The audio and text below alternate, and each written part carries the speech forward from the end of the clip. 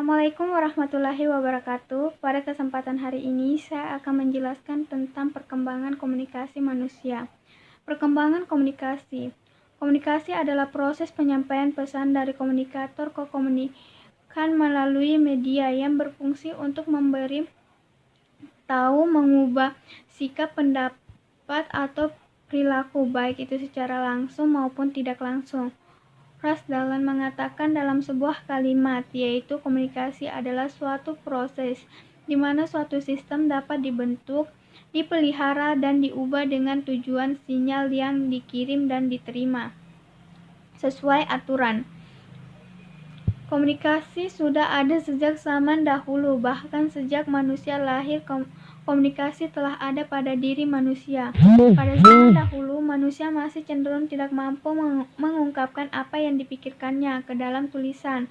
Namun, usaha-usaha mereka dalam berkomunikasi dapat dilihat dari pendirian tempat tinggal yang dipilih, dekat dengan aliran air agar memudahkan mereka berkomunikasi dengan dunia luar menggunakan rakit, perahu, dan sampan.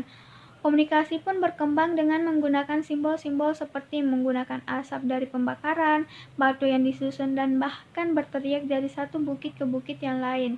Everett M. Rogers mencatat tentang 4 fase perkembangan komunikasi manusia. Fase-fase tersebut adalah the writing era, the printing era, telecommunication era, interactive communication era, dan interaktif. Sebelum fase-fase tersebut, Rogers mengungkapkan pada masa-masa awal manusia melakukan kontak dengan sesuatu yang sangat sederhana. Gambar-gambar lukisan di gua-gua Kavanting menunjukkan bagaimana manusia prasejarah mengekspresikan tentang apa yang terjadi dan dialaminya.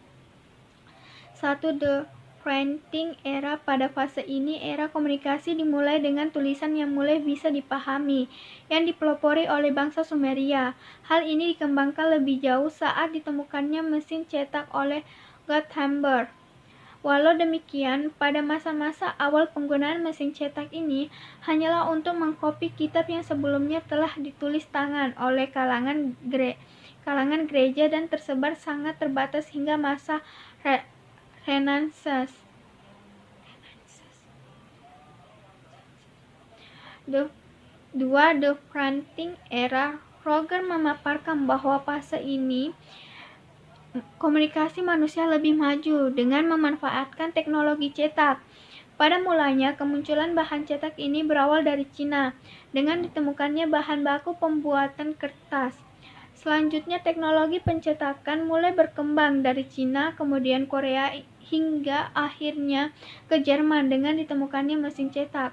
Kemajuan yang berkesinambungan dari canggihnya teknologi percetakan ini ditunjukkan pada 3 September 1883, saat di mana Benjamin D. untuk pertama kalinya menerbitkan surat kabar New York Sun, atau dikenal dengan sebutan penny farthing, karena harga satu X lembar surat kabar tersebut seharga 1 penny atau 1 sen.